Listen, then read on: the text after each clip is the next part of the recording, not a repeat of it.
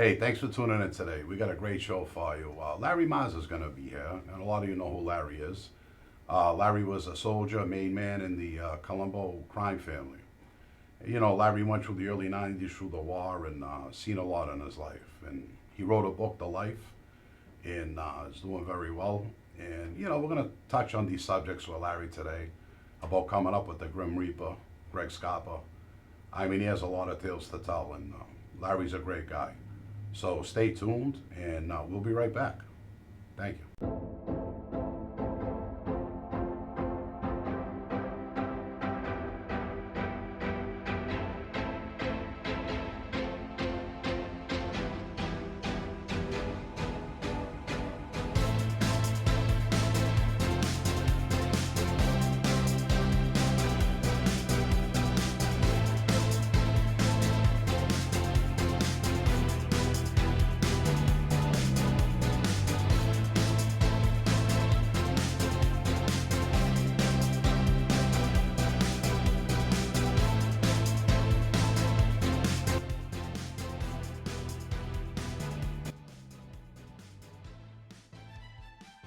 Right, recording started.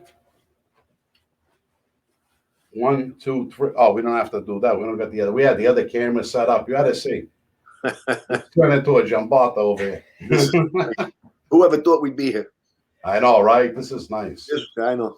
Yeah. Hey, thanks for coming back. My friend Larry's on. Larry, we got a lot to talk about today. I don't doubt it.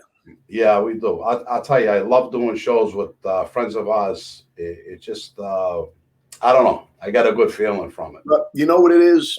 People forget, we are what we are. Right. We live a certain way. We grew up in a certain lifestyle, and there was no magic wands waved over us. We are what we are. You'll be that way until the day you die. We may put ourselves on the shelf a little bit, but we are still what we are. Well, Sam, it's funny because, Paul uses that term. I never spoke to anybody when I came home. I put myself on the shelf, Larry. Yeah. I know guys that are on the lam from that life. Nobody's chasing them. I mean, it's just not good anymore. It's different. Yeah, it's changed. How do you trust anybody today? If I was still a boss up here and I was sitting, how would I trust anybody to send anybody to for me? It's Bobby. It's so hard to say. You just can't, because the whole life got diluted. The frauds got exposed. Like my boss. I mean, who was more well known than Greg Scarpa? I was feared by, and respected, rightfully so, until it came out. He was what he was, for 30 years. So if you can't, that was my mentor. I had my whole life in his hands. Changed my whole life as a young kid. Trusted him, followed him, beat people up for him, killed with him. Those aren't easy things to do. I don't care who, a lot of guys think it's easy. It's not easy. No, it's not. Yeah, it's a tough thing to do, but you do it. You think it's part of the life you're in, and it is. But then all this stuff comes out, and there's a lot more of it going on in your neck of the woods. You had Whitey, Oh, I got to thank God. I never had any interaction with him. Thank God it's right. Yeah, a little with Stevie Flemmy, because I chased some guys that were supposedly around him. But Stevie did the right thing and sent them back to me, Right. Whitey was more my father's era. That's right. That's true. He's way older than us. Yeah. Yeah, he's my father's era, Whitey, and I thank God I never had any dealings with him. Yeah. Unfortunately, though, he was with Frankie Salemi, who became the boss up there for a short time. Right. And I don't know if Frankie or Jackie Salemi, what they were telling him or what he knew about what we were doing. Yeah. But thank God there was no direct contact with him. Yeah. Well, it would have turned out good, obviously. So. No, I mean, it was sad enough. I came up with a bad crew here. I know we had a war here in the 90s, and I know you did down there too, the Colombos. Oh, yeah. Yeah, and, unfortunately, some of the guys I came up with didn't do the right thing. Yeah, and it's very diluted now. A lot of guys that had some character were all scattered in prisons, went into the program, got killed, retired, relocated, whatever it is. So what's left of it is not what we're used to seeing. I remember growing up and taking orders from, some serious older men. like Scotty and Junior Persico. Not that I got the orders direct from him, but Right. guys like that were legends. Sonny Francesi, Greg's son Junior. Well, these guys were all, the serious guys. Yeah, and then now it's like guys that were 10 years younger than me. They're wearing hoodies today. You could just see the way they conduct themselves. It's just a whole different ball game. And drugs is a killer. Oh yeah, it is. When I came up, I came back in 1990. I was a developer. I was building, and I lost everything. And I came back up, and when I came back on the street, the Angiulo family was gone. All the old timers were gone. There was no money out there. Yeah, we were kind of forced to sell drugs if we wanted, to finance our card clubs, our bookmaking, loan sharking. Where was this money coming from? Yeah. When the old timers left, Larry, they took the money with them. Yeah, I get it. Yeah. It was tough in the beginning. Yeah. Well, our crew got into it. I never did. Not that I'm better than anybody, but I didn't. I had a really tremendous sports business. I was making a fortune, and I didn't see the sense in it. I really didn't need it. And the guys that got into it really didn't need it either. It was just greed. So it was our downfall at the end of the day. The whole crew, guys got 20, 30, life, you name it. So, and then the cream didn't rise to the top. Somebody else is behind us. But yeah, it's sad in a way, but it is what it is, and you got to move forward and move on. But it's funny. I met I didn't mean to interrupt you. No, go ahead. I met an old friend of ours, Adolfo Bruno's son. Oh, okay. Yeah, I won't get into where he is or anything. Not that he did anything wrong. He just left. He got fed up. They killed his father. A really good kid. And, I'm good friends with him. We lost touch a little bit. But he's down in the South enjoying the sunny weather. Hey, God bless him. I was down there in Tennessee for 5 years when I got out. I'm back, Yeah. I loved it down there, Larry, but I miss my kids and my family. Yeah, that's tough. Yeah. I was lucky. I got them in both places. So I could come up to, Jersey area. Or I come down to, the Florida, and I'm surrounded by family. So I was lucky about that.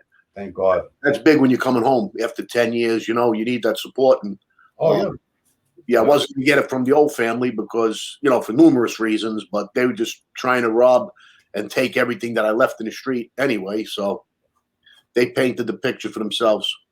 Well, I got to tell you a story. I get picked up June 28 of 1999.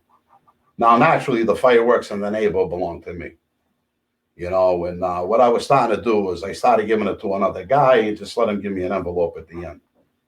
And, July 4th was around the corner. Fireworks were over. They didn't bring my wife a dime. It had already started. Exactly. And my shy list at the time was about 650,000, and I had about another 350 out with drug money. I didn't even send a list out, Larry. I said they're going to do this over the fireworks. They're going to take the rest of the money. Well, my rifle, Yeah. No. My partner was on the lam, and I was in for about a year, and we went from getting 3,500 each a week from our own business. Yeah. To cut to the chase, it just kept lower.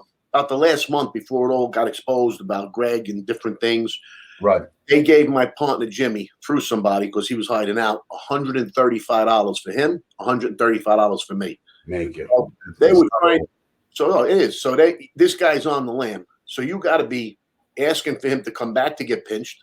Yeah. Want him to come back, and he's gonna collect his money.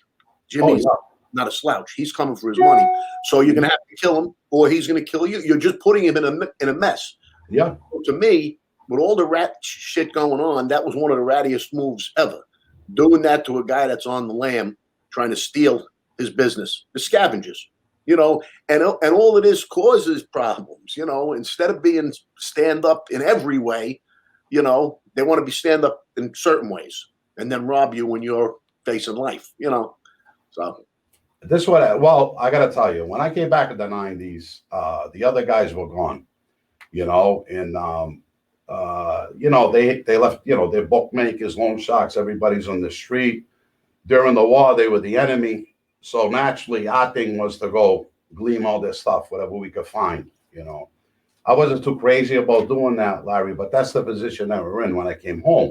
Right. You know, and unfortunately, you know, I got my crew with me. I got loyal guys. Don't get me wrong, but unfortunately, they kind of did the same thing to me. So Yeah. the patent that's out on the street now is, well, they're gone. F them. Let's grab their stuff. Exactly.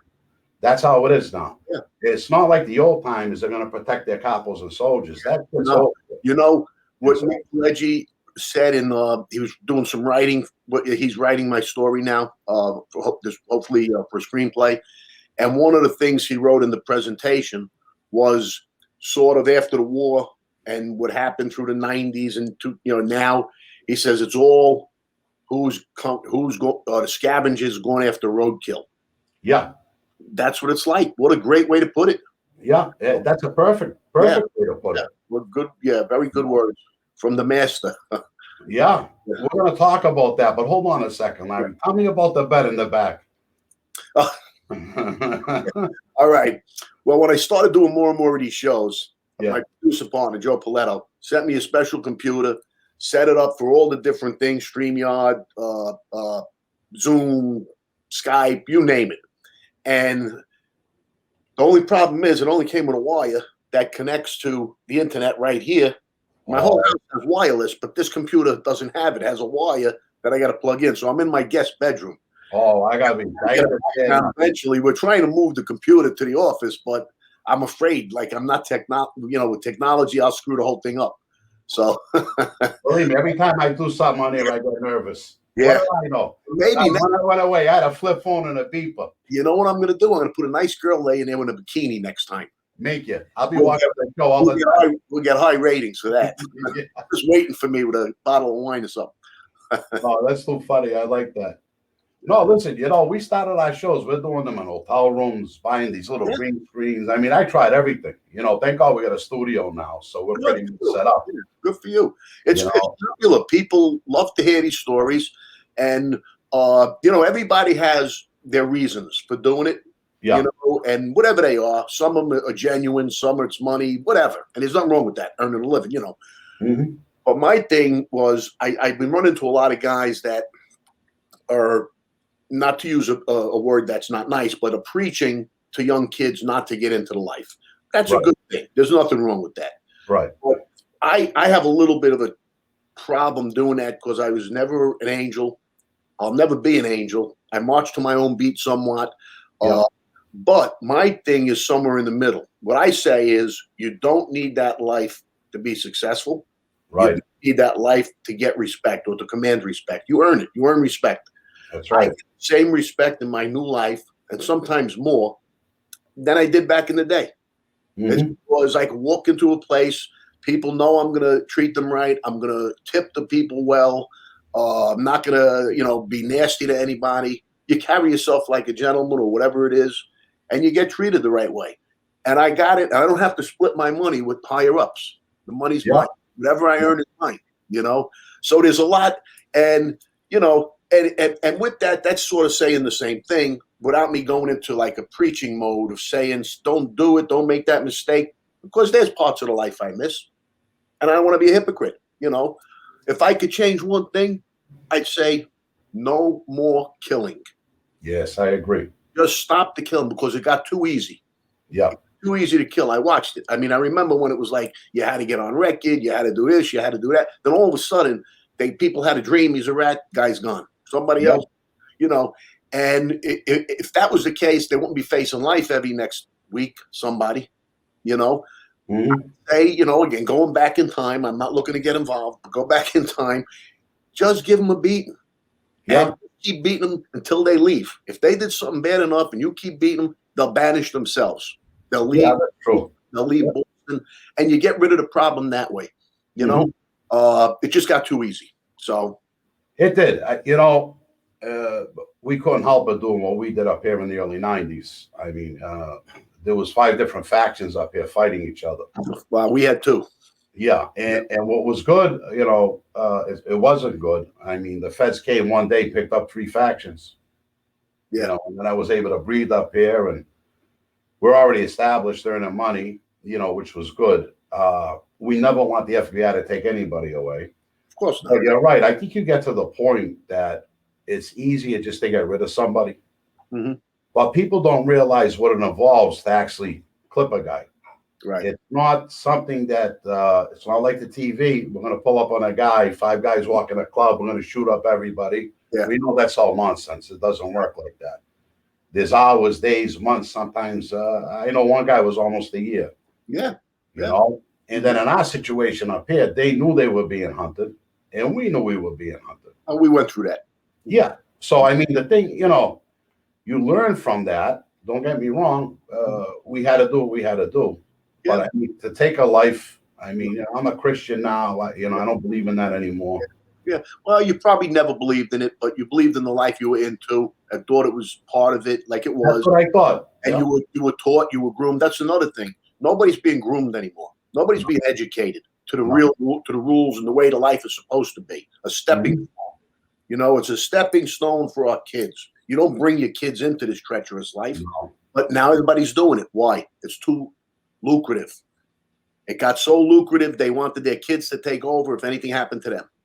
Well, I got to tell you, I was with Richie Cantarella. I was with Frankie Lino, all the Bonanno guys. Yep, I know them both. They all straightened their kids out. Yeah. All the Bonanno guys did that, and they, you know, like they're running a legal business. Yeah.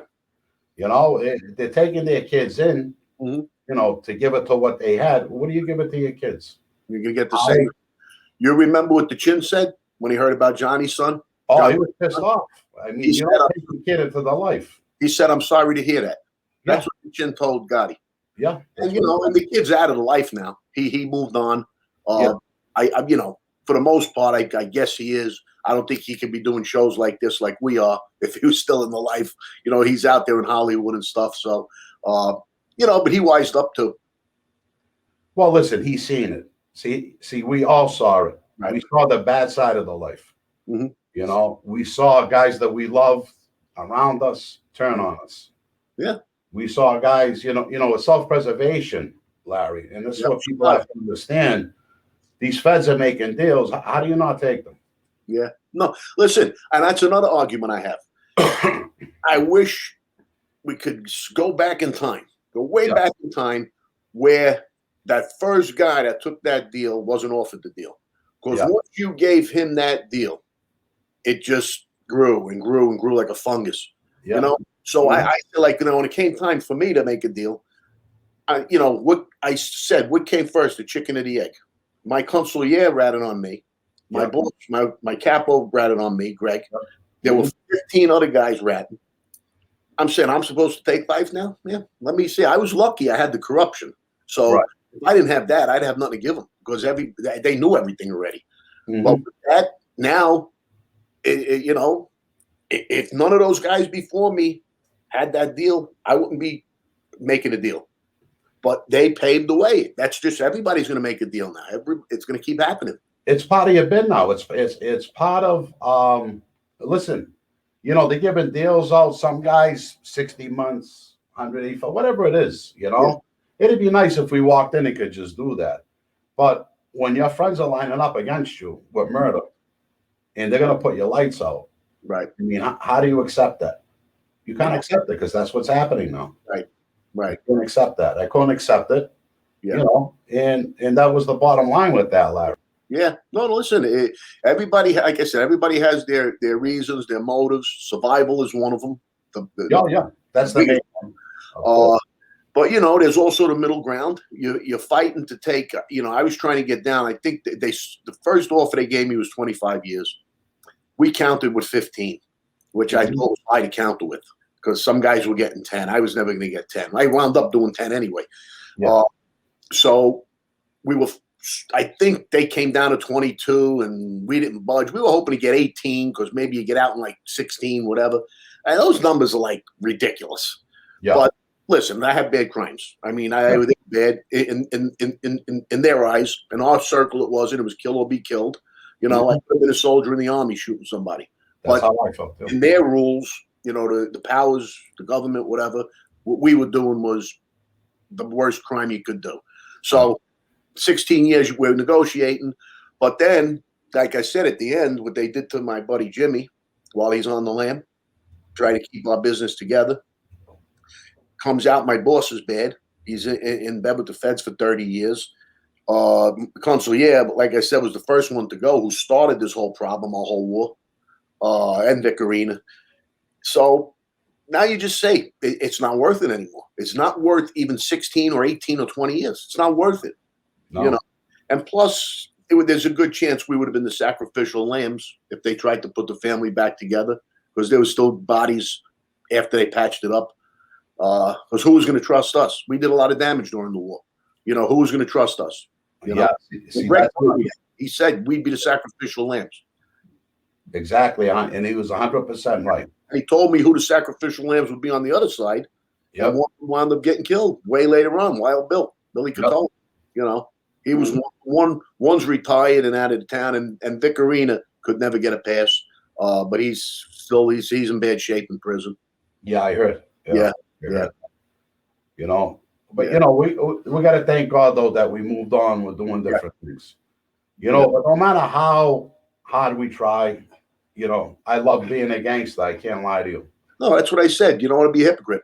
No, and you know, I'm a theologian. I wrote a Christian book. I was a pastor for a short time when I got out of prison. You know, I love God and everything, but I'm not a Bible thumper. Right. I never believed in that. I live my life. Yeah. I smoke cigarettes. I date. I drink occasionally. Yeah. And, you know, I'm not going to live. Of course. You know, I lived by a code before. Right.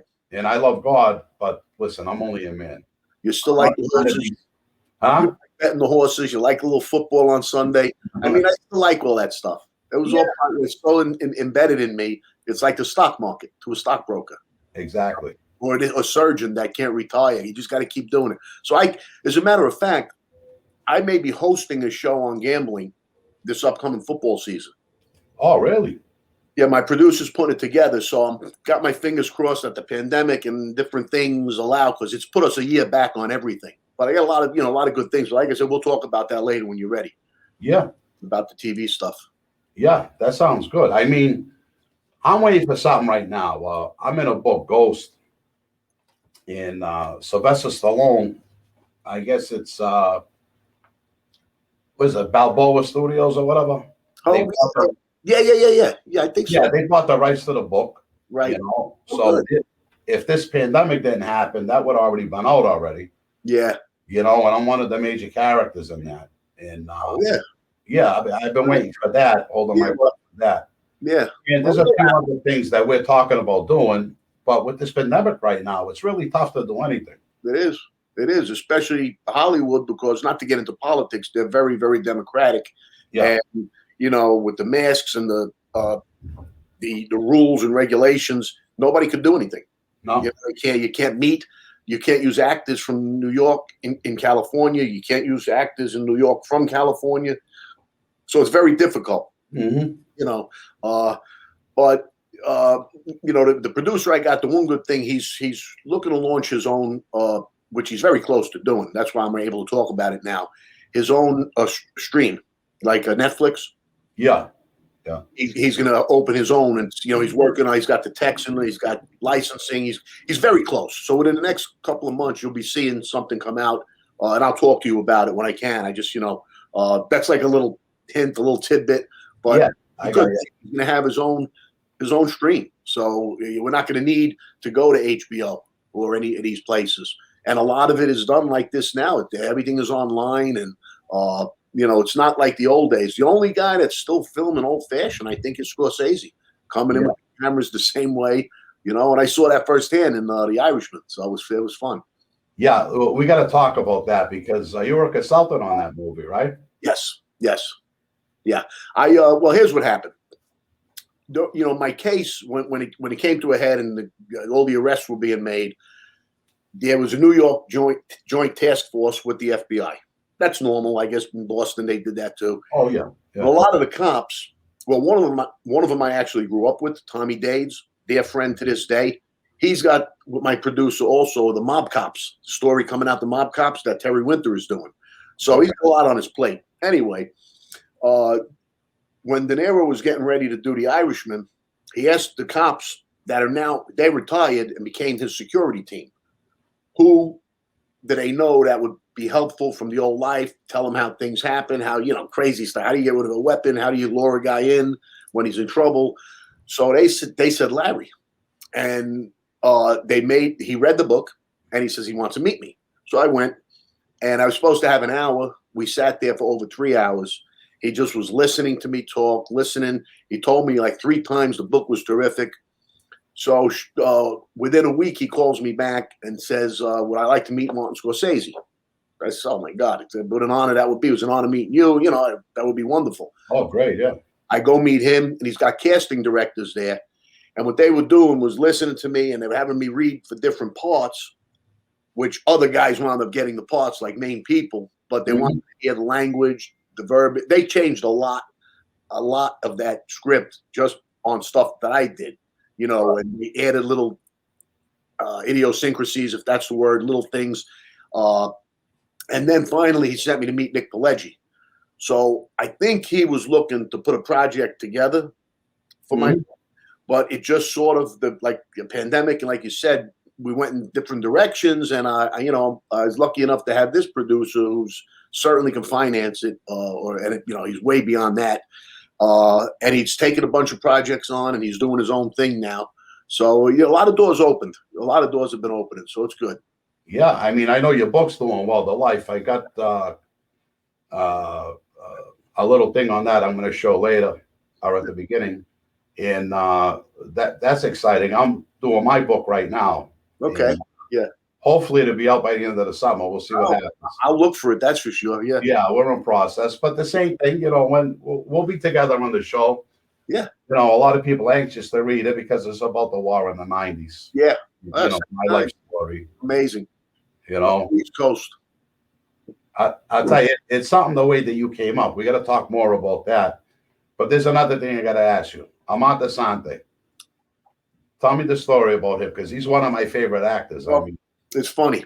I've been lucky to meet my 2 favorite actors. I'm going to tell you who they are. First one is Armand. Yeah. Always loved him. Yeah. Okay, I love all his work, including the John Gotti show. He really did that was amazing. Bang up job on that. Okay, so I'm in a restaurant, and I'm with a couple of different couples and my wife, and I hear a buzz behind me, people. So I turn around. He comes walking in with his agent, who I met later, Kenny, and they walk over to a table. They sit down, and now people are going over to him one after the other, and he's taking pictures and very gracious. Didn't say no to anybody. So after everybody, calmed down, I had to go to the men's room. So I was going right by him, and he's looking at me walk by. And I didn't say anything, but I gave him the thumbs up, and I just kept going. Yeah. We're not, you're probably the same way. You're not going to go bother a guy, asking for his autograph, nonsense. Anyway, so on the way out of the men's room, I'm coming back, and he's looking at me again. This time I get a little closer to the table. I says, Armand, you're the best. I said, you did a great John Gotti. And he looked at me. He says, you think so? I said, yeah, and I should know. So I started walking away. He says, wait, come back. So I went back. He asked me to sit down. When I told him who I was, he started pulling his hair out of his head, like looking at his agent, because he was working on a project with the FBI and how they intermingle with the bad guys or the wise guys. And that was like that and Whitey were right. Those 2 stories were right at the top. So he couldn't believe it that I was that guy. And then I was, the one that was with the wife and all of that. He was just. So I sat with him after we ate. They kept the place open for us. It was a place in Delray. You familiar with Delray Beach? I've been there, but not the top Italian place there. Anyway, he so now after we closed up the place and we're walking out, we exchanged numbers. I had to send him my transcript, which he loved. He wrote at the back page. He wrote an incredible testimonial for me. We stayed in touch.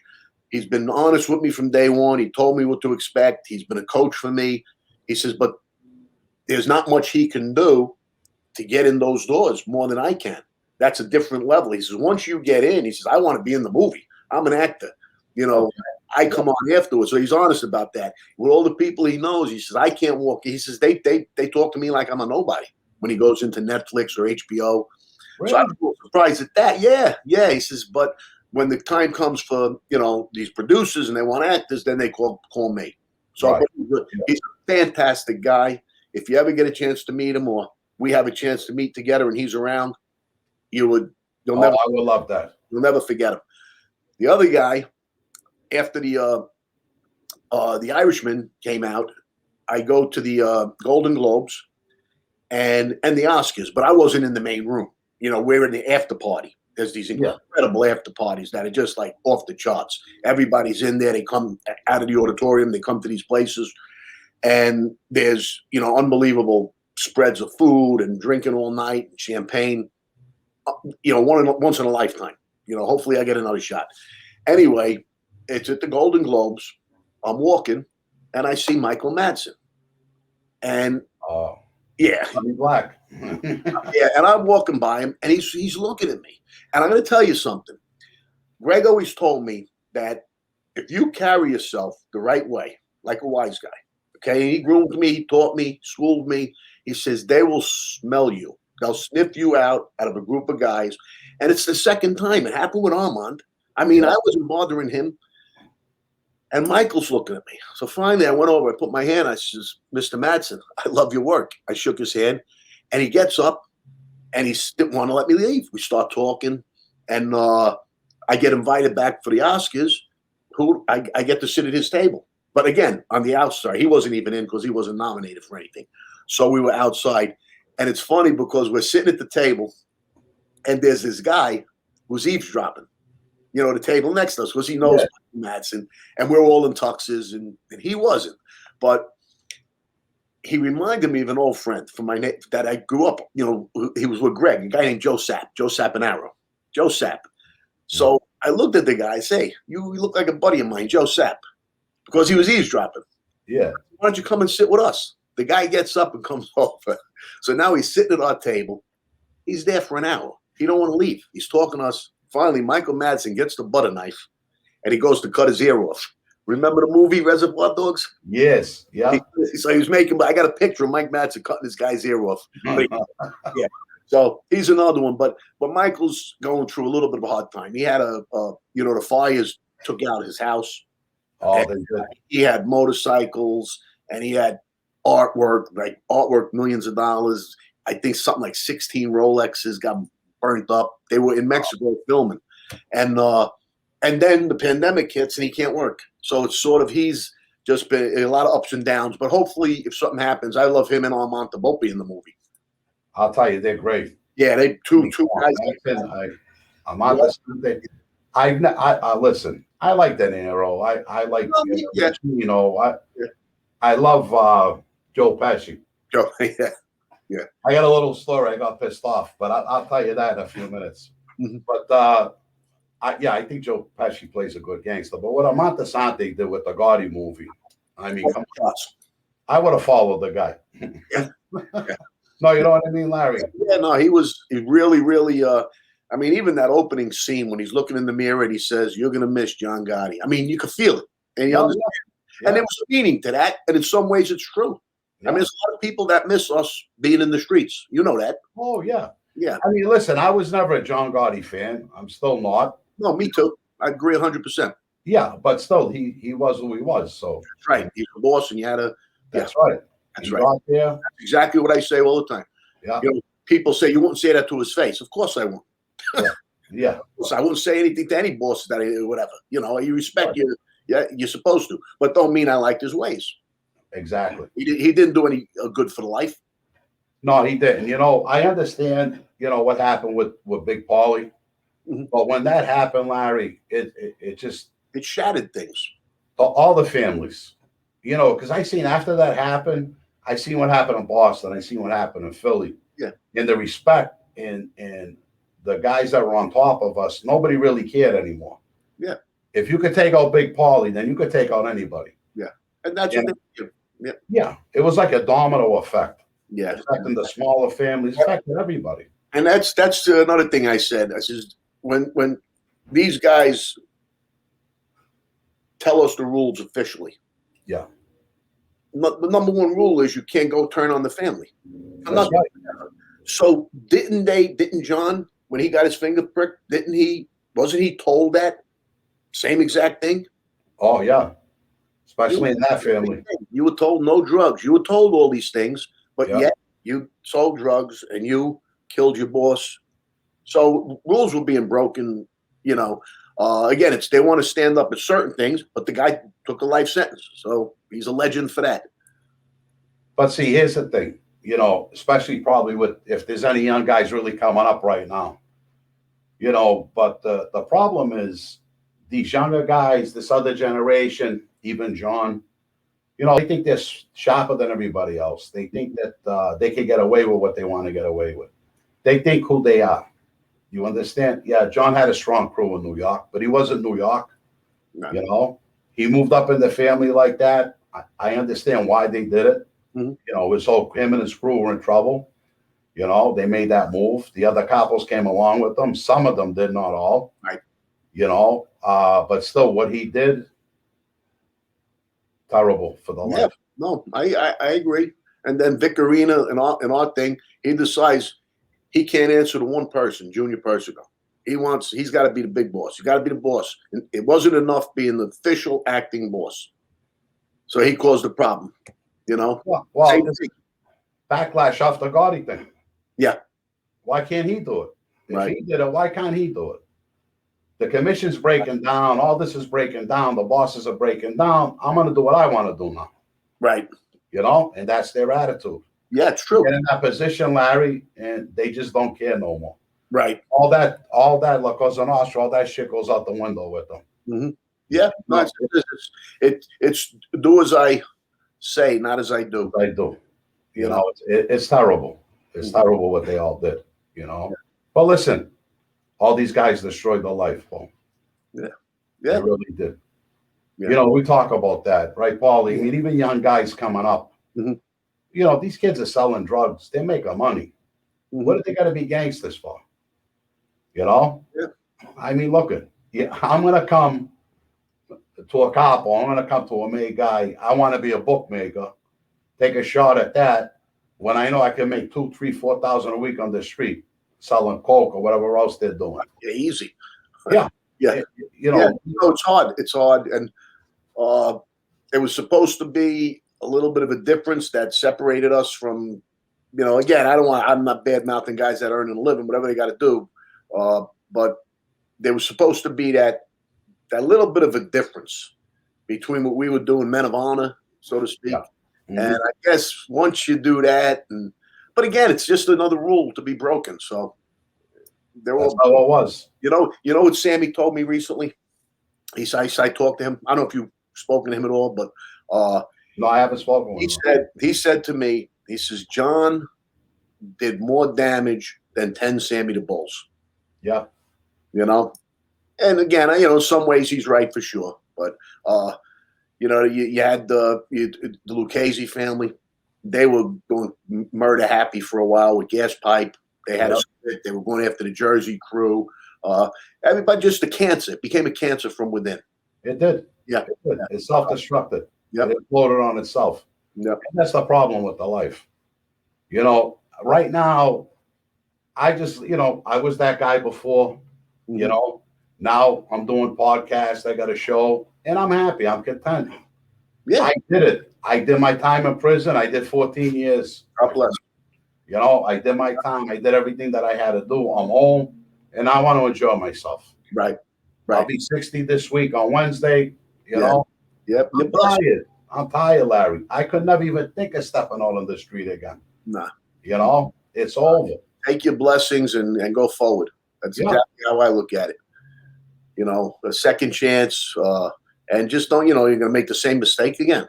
I mean, that's another thing I say a lot. I says, you know, when I got recruited or brought into the thing, I was 17, 18 years old. You know, I'm a little naive or a lot naive, you know, and you're corruptible. Your things are believable. You see things through rose-colored glasses. But at my age now, you can't recruit me into that. No way. Why? So you can stick a knife in my back in 2 weeks? Larry, if they told me right now, Bobby, come back, you'll be making 10,000. Stick that. Yeah. I don't need that. I want peace of mind, Larry. That's right. I want to put my head on the pillow. Like I told you, I'm not a holy Bible thumper, jumper, but listen, I believe in what I believe in. Me too. and I could never go back to that life. Right. And then you're a better man for it. You know. I just couldn't do it. And everything we did, I'm a theologian. I went through the whole Bible. Usury, extortion, everything we did was against, against God. You Right. know, it's sad. It's sad. I didn't read the whole thing, but through my time in, I read bits and pieces of it. Right. What about taxes? Hmm? What about taxes? What did the Bible say about taxes? Remember what Jesus said. Render unto Caesar what is Caesar's, and unto God what is God. Remember when he said that? No, no. I believe, and if we're talking about paying taxes to the government, No, just in general, just the word tax, because you said usury, extortion, bookmaking. Well, that was all in the Bible. I know that, but I didn't know. I forgot about the take on taxes. Was that okay for the Bible, or was it not? No, that wasn't okay either. No. Yeah. So no, it's funny now. I mean, it's just a way of life now. Yeah. But everything else is still there. Gambling's still there. Yeah. Right? Prostitution, all those things from the Bible. But there's the fine line that changes usury into extortion. Beating or threatening somebody. Right. So you gotta stay, on the right side of that line. Just. When I was on the street and I was a boss out there, I really didn't have a big extortion business. I really didn't do that. If a guy, unfortunately, was selling drugs, I'd want him with me. If he was a bookmaker, maybe give him 5,000, 10,000. So I'm getting some money off him every week. Maybe calling off a little play to him. I never was bigger to extortion. Right. There were some guys I had no other angle to make money with. I took an envelope from. Don't get me wrong. I wasn't an angel, but that wasn't my big practice. Yeah, no, but when I say extortion, I mean just if a guy owes you money in the sports business, if he owes you 10,000, that's not a crime. Once you threaten him or beat him up, then they call it extortion. Right, exactly. I'm not talking about extortion, going to storefront, store owners.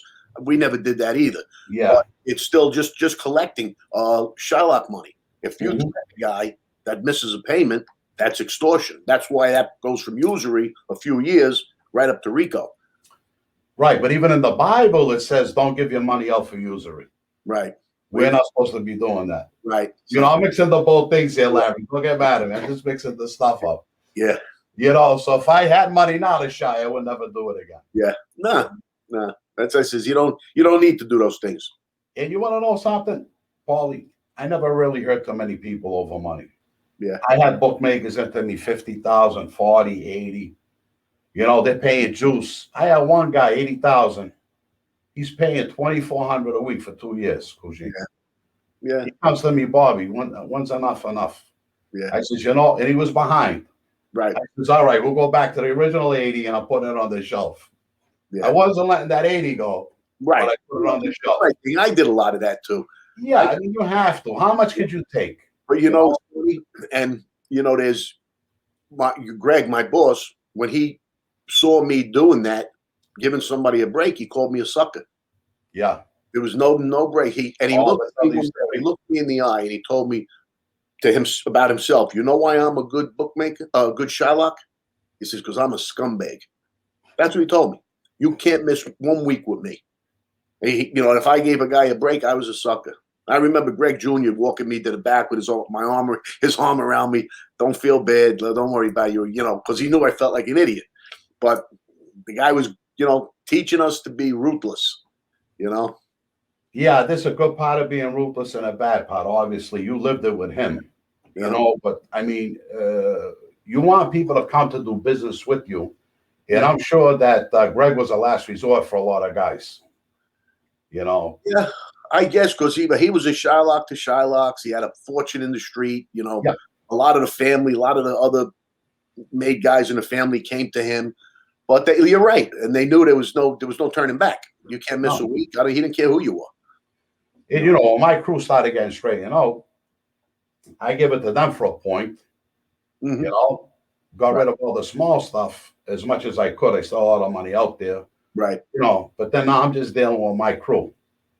They're earning. I only want a point, whatever you need. And that's how at the end, that's how I was shining. I didn't want to deal with anybody on the street anymore. Right. But they were dealing with getting 3 to 5 points. Yeah. Yeah. Yeah. That's exactly. Yeah. Yeah. So we wound up the same way. And that happened, as you grow. And I was in the same thing. People, I had younger guys under me that were wanting to get involved. And same thing. Well, here's 10 at one point, and they owe it forever. It's amazing. But they put it out there with 3 to 5 points, and they're making a living. So, yeah, but even that, I don't know. I think that's falling apart too now. Yeah, I don't think there's many guys in Boston doing that right now. Yeah, I don't think so. You give a guy a dime, try to help him pay his rent. He doesn't pay you. He gets scared. He's running to the law. Yeah. It's not like before. Yeah. And how about the phone cameras? You can't. Oh, it's ridiculous. Yeah, anything you do, it's going to be on camera. Yeah. It's going to be on camera. What are you going to walk around with a ski mask? You can't. There's nothing you could do anymore. It's all over. Now you can. If you got any beefs now, put on your bandana or your mask for the pandemic, dark sunglasses, a baseball hat. You could probably maneuver now. But once it's over, you can't. So get even with everybody now. Yeah, because you're going to wear a mask. But it's amazing. It's amazing. I watch these shows on TV all the time. The technology. I make a joke. DNA. You know what it stands for? Do not quit. Do not quit. I mean, how do we really know what this DNA shit is? I mean, they're telling us, they're feeding it to us on TV. It may not even be real. It may just be a way. If they're 95% sure they got a guy, they come up with DNA. It's funny. Who knows? I think it was 2007. Now I got out at 13. I'm in Arizona, Phoenix, Arizona, and they came around to everybody. They were taking Did they do that with you? They were taking the swabs. Yeah, we did that. Yeah, it was mandatory. Everybody had to do it. Piece of hair. They took a piece of my hair. Yeah. So now look, they got our DNA. They got our fingerprints. Yeah. Where are we going? Yeah. You leave it here in a car now, God forbid. Yeah. No, forget about it. Yeah. Yeah. It's ridiculous. Well, listen, we're both not thinking that way anymore. No. Praise God. It's just for entertainment purposes. Yeah. Conversation. Entertainment only. That's it now. That's it. And I don't care what they say about me, what they call me. I could care less for. It don't matter. It don't matter. I don't care what nobody says. Right. We're out here. We're doing the right thing now. That's what's the matter. Yeah. Now, listen, I come home, 2018, Paulie, right? I know I left all this money out there 20 years ago. I wouldn't even try to go after it, Larry. Yeah. Nah. I trust nobody. You know? You got to. Your old friends will be the first to stab you in the back. And the guy you go to collect from are going to make a phone call. You're already in the limelight forever. So no, you can't. You got to move on, and you'll be, like I said, you didn't really need it to begin with, so you'll make your way. Oh yeah. I'm happy now. I'm content with what I have. Right. The problem with us before, we were never content. We always wanted more. Yeah. And with me, it was ego, power. Yeah, that was more important than the money to me. I got to be honest with you. That happens. I could see that. I was a little more the other way. I enjoyed making money, but it wasn't never my God. I never put money like it was the most important thing. I enjoyed making it. That's why I built my own bookmaking business, and it was huge. And I loved it. And so many people around me were making money. That was and it's the lowest rung. Out of all the crimes they're going after, bookmaking isn't even on the chart. Oh no, that I know. Until the threats, until you hurt somebody. Yeah, they're not worried about that right now. Yeah, they never were. They never were. It was nothing. Right. So no, it was big. I mean, my friends that were bought beautiful homes, cars, millionaires. Oh, you can make money. A lot of money. They're all offshore now. All the guys are offshore. I was just never good at it. Yeah. I used to sit in my office and I was terrible on the phone and I gambled. That's the bad thing. You can't. Yeah, it's hard to do both. You might win 20 from your customers and lose 50 on the other side. I mean, I couldn't do it. Nah, we had we let the percentages work that were invented. We had the charts up. We knew exactly our positions. We hedged off when we had to. Where we edged off, we got commissions back. It's a big process. And if you want to survive and be successful, the more volume you get, all those percentages start adding up. I know. And the risk comes down. You book an X amount, but you're also spreading it around with other bookmakers, reputable guys. It's funny. It's so lucrative, and it's like I said, it's the lowest on the level. They don't, you could, if that's all I ever was, I don't think I would have had a problem. No, probably not. Yeah, probably not. Yeah, but once that's all I ever did. But things happen. Yeah. Things happen with you in your life. The guys who are around, mm-hmm. But like I said, Larry, I heard you saying on, I think it was Vlad TV right now about the producer, and they're doing your book right now. They're turning it into a script. Well, yeah, Nick Pileggi was hired on, and everybody knows him. Goodfellas, Casino. He was involved in American Gangster and so many others. Boardwalk Empire. Also, Terry Winter is involved in the whole, the whole thing with the streaming, the platform they're looking to work, and it's just he's been writing, and ultimately I'll be in the writing room with him. When it comes to finalize and make sure the words are all right. I'm just waiting for that call to go to California, but it's being worked on. It's going to be. And Nick Pileggi said he wants to get me 6 seasons, so I never have to work again. So he's thinking TV series. And, in hindsight, there's so much to the story and so much that I couldn't elaborate on because I would have been going in too many directions. And your book, you got to focus, get to the start to the finish about my life. It'll touch so many people, but in a TV series, you have this character development, and you can start enhancing, like the corrupt FBI agent, Greg's son, Vic Arena. In my book, he doesn't come in until the end when he decided to take over the family. But early on, I got to introduce him, let people know who he is, how he came around.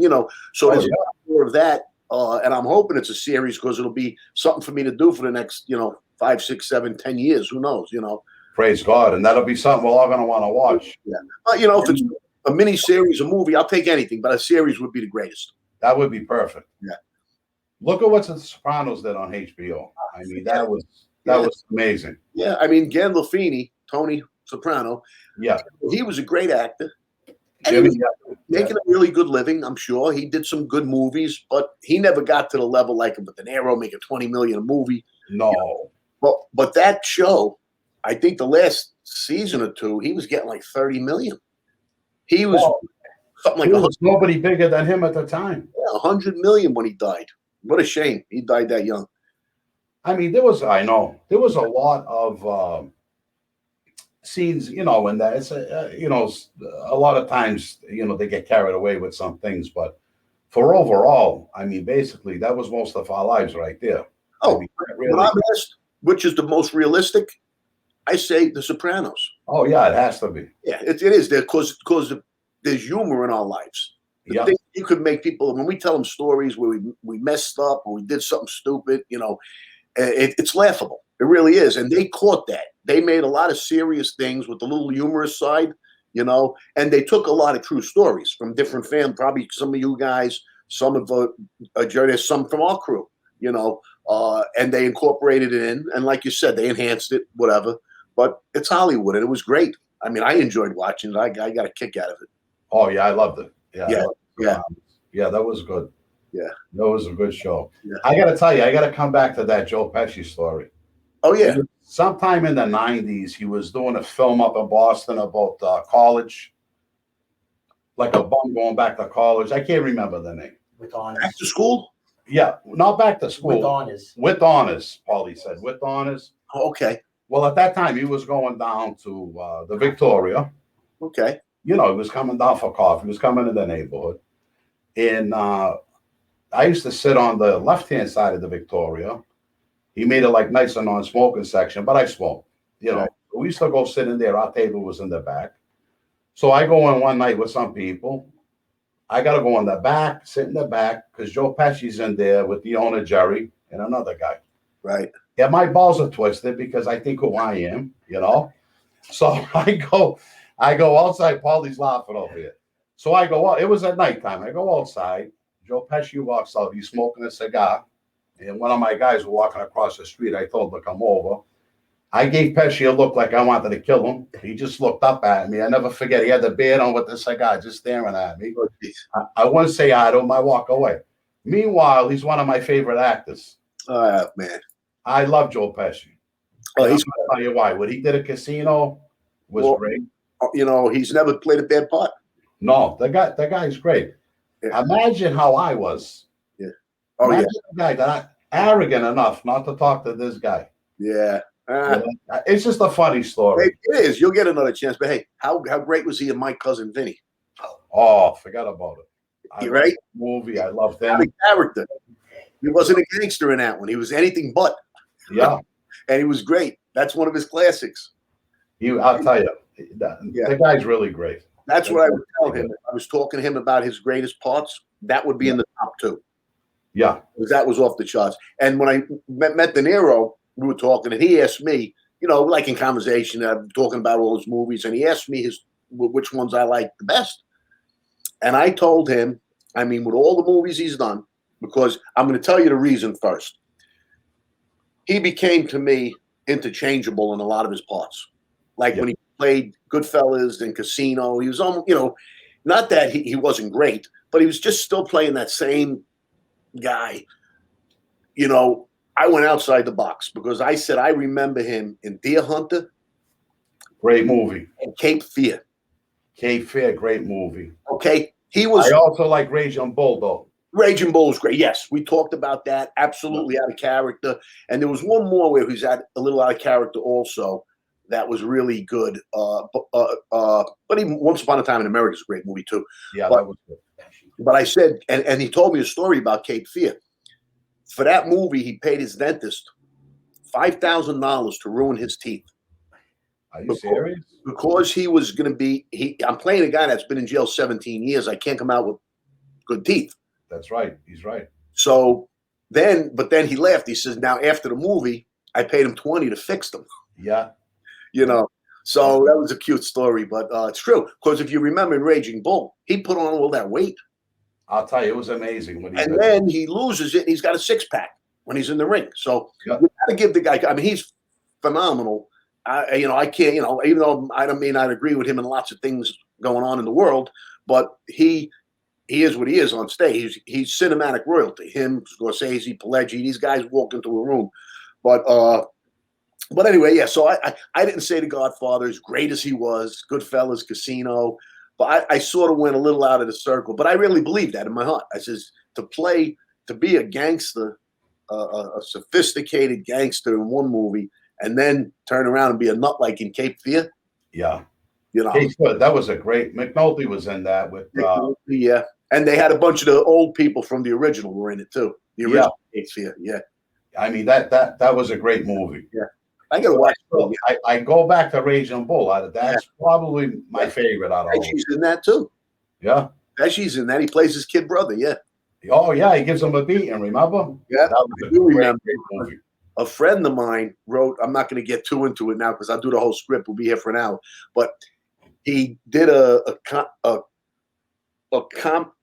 comedic or comedy sketch. Yeah. On the Raging Bull, and he called it the Ridiculous Bull. And what's his name? Andrew Dice Clay did it on Saturday Night Live. Really? Yeah.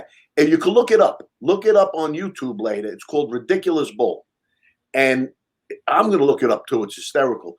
I got to watch it again because I tell people about this and I haven't seen it in a while. But I saw the original that my buddy did.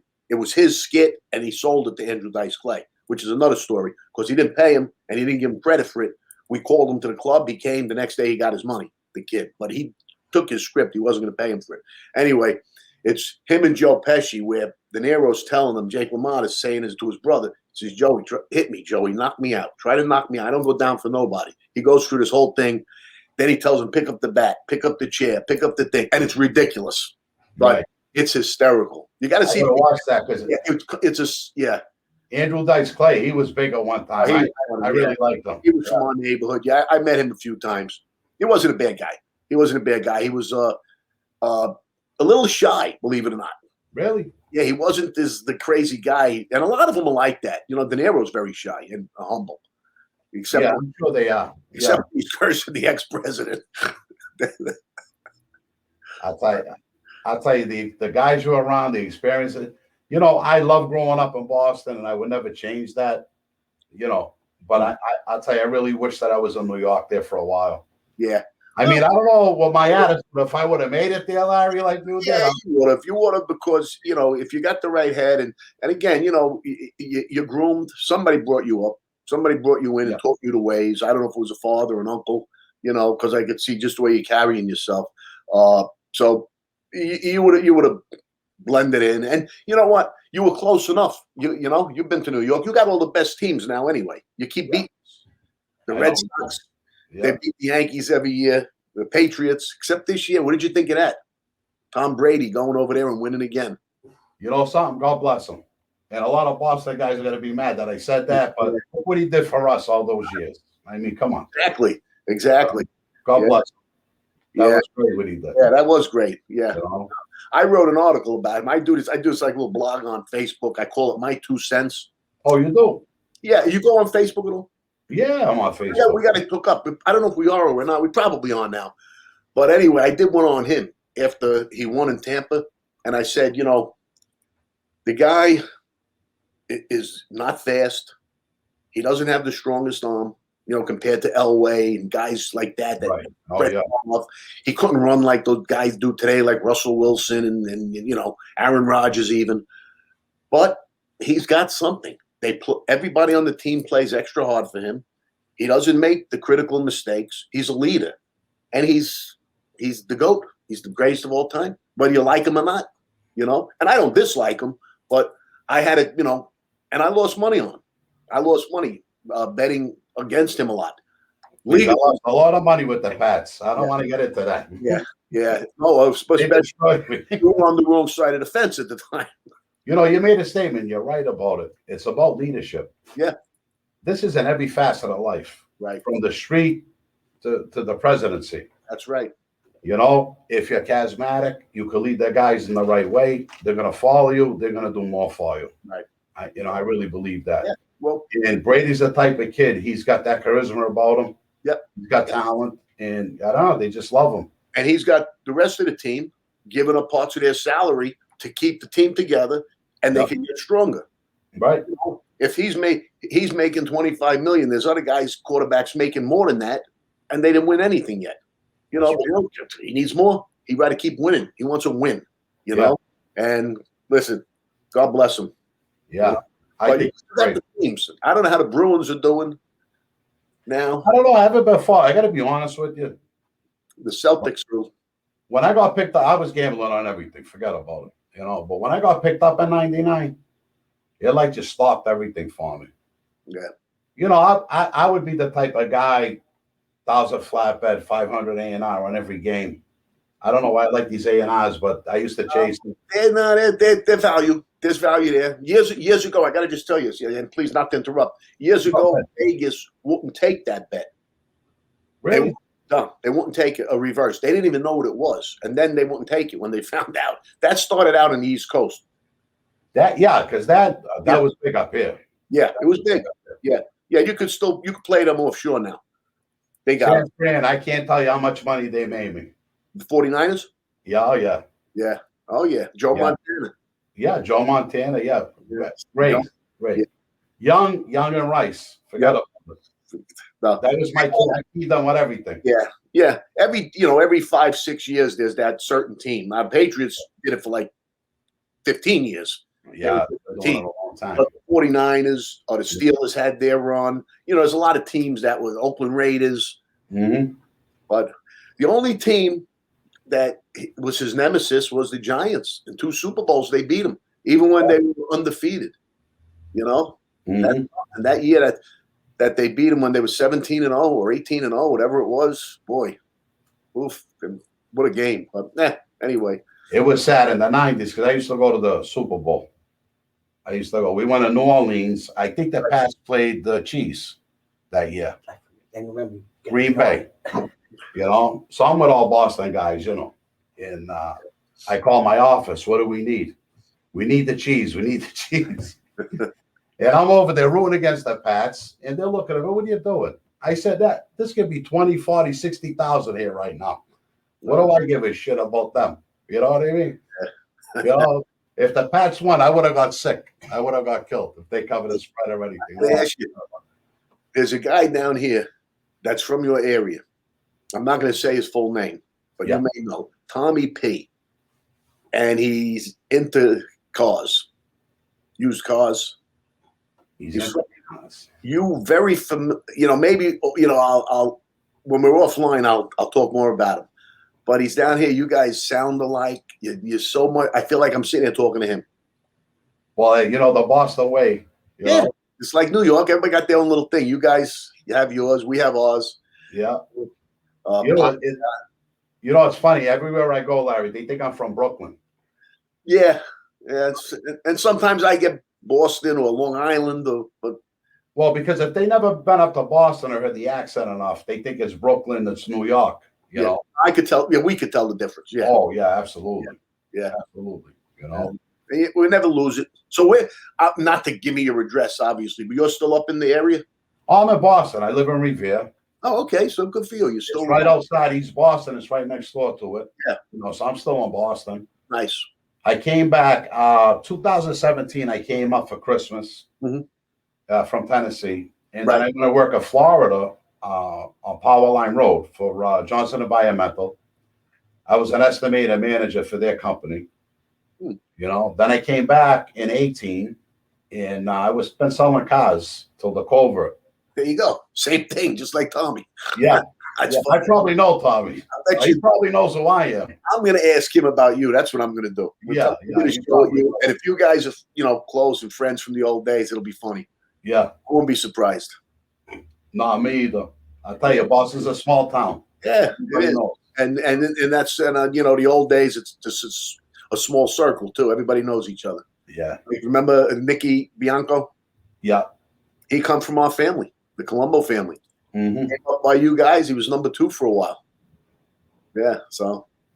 Well, I'll tell you, listen, it's like anything else. You're coming in from New York, Boston, Massachusetts. I say it all the time. I mean, there's nothing compared to New York and the families over there. Well, but nobody realized how powerful Raymond was. Yeah. Absolutely. With the commission and everything. The family was very strong at one time. And the best one, Greg always told me, there'll never be anything like Chicago. He says, family, and if you even know a wise guy, you get respect. He says, the problem with New York is too widespread. 5 families, too many beefs, everybody knows somebody. Yeah. So he says if he could have done it his way, 1 family, even New York. But that's tough. A lot of egos. There really would have been wars up there with 1. You're not kidding. So that would have been crazy up there. Yeah. Luciano did the best thing in New York, I think. Yeah. At that time. Back then, I guess. I mean, he's the one that set it all up, right? Yeah. Back in the day, yeah. I got to get more into the history of it because sometimes I come on different shows or I get asked questions about different people, and I got to remind them. I says, my life was from 78-ish to 91. Very smart. And then I was in jail for the next 10 years. I said, so I don't know guys from the 50s and 60s. How could you not know them? I mean, I heard of them, but what do you want me to talk about them? Like, Well, that was the same thing with me. The only lucky thing with me, because my father was in the life. Right. And he wasn't a main guy, but he was an associate. Right. In muscle for them and everything, And I grew up with the old timers. I sat with them. I listened to them. I watched them. They taught me some things. Right. I was lucky to have that. Guys in the next generation, they didn't have that. Right. And, when I became a boss, I was a little more flashy than they were. I put myself out there a little more than they did. Yeah. Raymond, don't get me wrong. I was a capo de gene from the Philadelphia family, but in Boston, I was a boss because I was 300 miles away. Right. And my crew up there, And maybe it was a little more flashy than I should have been. Yeah. And I was taught. But listen, you know how we thought. am I going to make it? If I make it a 40, it's probably going to be life in prison. If I don't get killed by 40, it's going to be life in prison. That's how we thought, Paul. Yeah. You know, I would drive conservative cars and everything, and then one year I just flipped out. Yeah. Town cars, the Continentals, buying houses, and hey, listen, let me enjoy this while I can. And, you know, I was kind of right. And the red flags go up. But yeah, but again, you do it. That's part, you know. I did it, you know, like everybody else did. So, you know, I'll tell you, this has been a great hour, Bo. let me tell you something. The time flew. I got to be somewhere in a little back at my gym. I told you I own a gym. Yeah. I've got a class at about 6 o'clock, so it'll take me about 15 minutes to get back there. But yeah, listen, let's do it again. It sounds like we got things to talk about. You know, I appreciate it. Love coming on. And I'm gonna I don't know, I guess you mentioned my book, but I'm gonna tell them where they can get it if they like the people. Yeah, please. It's www.larrymazza-thelife.com. Okay. That's where you can get a sign. I sign every book. Everyone I spend my morning signing books. Wow. Because I appreciate it. It's the least you could do. People have been so supportive and genuine, you know. So I sign a book. I put a nice little something in there for them. And, you know, it's also on Amazon, but that's just the Kindle version. That's what I found because I went looking for it. I found it. Kindle. Yeah. But you don't get all the pictures. And I got a lot of nice pictures. I got, you know, like Armand is in there and De Niro, Pileggi, all the Irishman stuff. And Pete Rose is another one I met. You know, so, but yeah, so if anybody would like the book, that's the best place to get it because I did it all myself. I published it myself, wrote it myself. And I'm hoping when and if it hits TV, I could revisit with some of the big publishers and have them take it over. I didn't want to give up. They probably will at that point. Yeah, at that point. Yeah, I don't want to give up the rights early for a trivial amount. So hopefully, De Niro said I did the right thing. He was very smart. So let's hope he's right. Well, I think it is. I self-published a Christian book, and I'm in control of it. Good. I'm in control of the destiny of the book in your life now because of that. Right. You had sold it or published it. I don't care if they gave you 100,000. Right. You would have lost a lot of that. Yeah. So what you did was right. Yeah. And thank God this is coming to you now. Yeah. Yeah. Well, listen, stay in touch, please. I will, my friend. Paulie, thank you. Paul. Paulie, come and say goodbye. Paulie. Come and say goodbye. Yeah, say goodbye to Larry. Bye. Thank you. Good seeing you. And we'll see you again soon. All right. No, And let me know thank when you. you watch this. Let me know when you piece it together or you edit it, and I'll put it out there to my people too. All right. All right. Great. All right. You have a great night. You too. God bless, brother. God bless you too. We'll talk. All right. Thank you, Larry. Take care.